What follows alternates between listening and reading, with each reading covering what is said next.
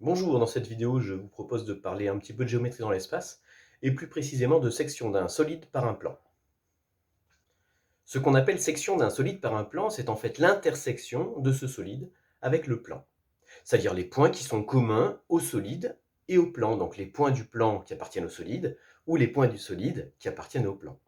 Alors en général, quand on parle de section de solide, enfin, l'erreur la plus courante, c'est de croire que comme on a coupé le solide par le plan, on s'intéresse au morceau qu'on obtient. En fait, pas du tout. On ne s'intéresse pas au morceau qu'on obtient. On s'intéresse à la forme de la tranche, la forme de la découpe, cette zone qui relie les deux morceaux.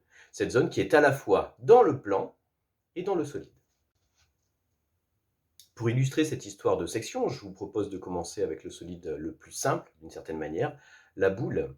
Alors pourquoi ça va être le plus simple? En raison de ses nombreuses symétries. Alors ma boule là n'a pas tant de symétrie que ça, parce qu'en fait c'est une orange et qu'elle a des petites différences. Imaginons que ce soit une vraie boule, et donc coupons-la par un plan.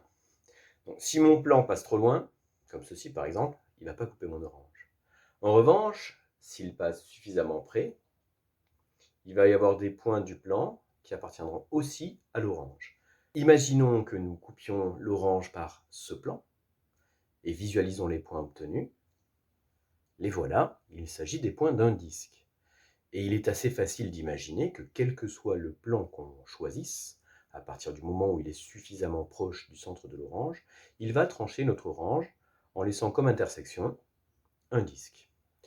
On pourra obtenir un disque plus ou moins grand, un disque maximal si le plan passe par le centre de l'orange, et des disques de plus en plus petits au fur et à mesure qu'on s'éloignera du centre de cette orange. La section d'une boule par un plan est donc toujours un disque, plus ou moins petit, maximal si le plan passe par le centre de la boule, et à ce moment-là, le disque a le même rayon que le rayon de la boule. Et à ce moment-là, le disque a le même rayon que la boule. Intéressons-nous maintenant à un solide un petit peu plus complexe, le cône de révolution.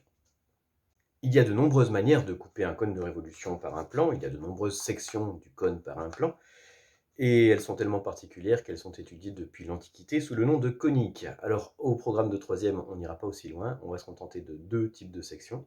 Section par un plan passant par l'axe de révolution de notre cône, ou section du cône par un plan parallèle à la base du cône. La section d'un cône par un plan passant par son axe est un triangle. C'est même un triangle isocèle, dont un des côtés est égal au diamètre du disque de base, et dont les deux côtés issus du sommet principal ont pour longueur la génératrice du cône de révolution. La section d'un cône de révolution par un plan parallèle à sa base est un disque. Et c'est un disque d'un rayon plus ou moins grand, suivant la hauteur à laquelle on coupe ce cône de révolution. Pour les sections de cylindres par un plan, il y a deux situations envisagées. Les sections par un plan parallèle aux bases ou les sections par un plan parallèle à l'axe. La section d'un cylindre par un plan passant par son axe est un rectangle. Si le plan est simplement parallèle à l'axe du cylindre, mais qui ne passe pas par l'axe du cylindre, on obtient des rectangles plus petits, suivant la distance entre le plan et l'axe du cylindre.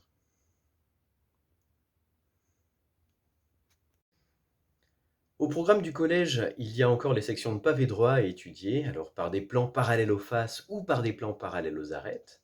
Comme vous avez du beurre dans vos frigos, a priori, je vous laisse faire des expériences pour voir à quoi ressemblent ces sections. Massacrez pas trop les mottes de beurre, s'il vous plaît. La réponse est quand même plutôt simple. À bientôt! Non, j'oubliais, pardon, il y a un deuxième problème. Quand on prend notre pavé et qu'on le coupe bien, qu'on coupe qu'un coin, en fait, la section, ça peut être un triangle. La question qu'on peut se poser, c'est quel est le nombre maximal de côtés que peut avoir la section d'un pavé? Et je vous laisse y répondre. À bientôt! Alors juste pour les curieux, si au lieu de couper le cône parallèlement à la base, on le coupe de manière oblique, ce qu'on obtient, c'est une ellipse.